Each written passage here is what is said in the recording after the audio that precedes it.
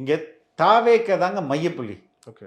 தாவேக்காவை சுற்றி தான் இங்கே வந்து இனி தமிழ்நாட்டில் இனி அரசியல் செயல்பாடுகள் அனைத்தும் நடக்கும். மொத்த அரசியலும் ஒரு மாதிரி டொம்முன்னு ஒரு நாளைக்கு ஒரு மாதம் கீழே கிடந்தது. எல்லாருமே விஜய் பற்றி தான் பேசினாங்க. விஜய் ஒன்றுமே செய்யலைன்றது அவர்களுடைய குற்றச்சாட்டு. ஒன்றுமே செய்யாத பற்றி எதுக்கு இவ்வளோ நாள் பேசுகிறீங்க? ரைட்டா?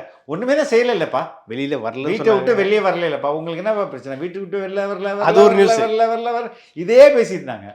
அப்போது விஜய் எது செய்தாலும் இங்கே அரசியல், செய்யாமல் இருந்தாலும் அரசியல். புரியுதுங்களா? அப்போ இங்கே உள்ள எல்லாருமே இப்போ எல்லாரோட எதிர்பார்ப்பு என்னது? திமுகவை வீட்டுக்கு அனுப்பணும். அது யார் செய்ய போகிறா?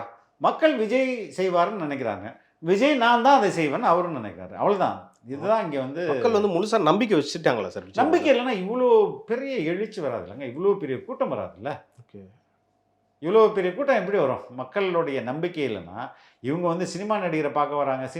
சினிமா நடிகரை ஒவ்வொரு மாதமாக பார்க்க வருவாங்க. சரிங்களா? ஏதோ ஒரு நாள் வந்தால் வருவாங்க. இப்போ நடிகர் கமலஹாசன் சினிமா நடிகர் இல்லையா? ஆமாம். ரஜினிகாந்த் இல்லையா? கண்டிப்பாக. ஏன் அவங்களுக்கெல்லாம் இவ்வளோ கூட்டம் வரல?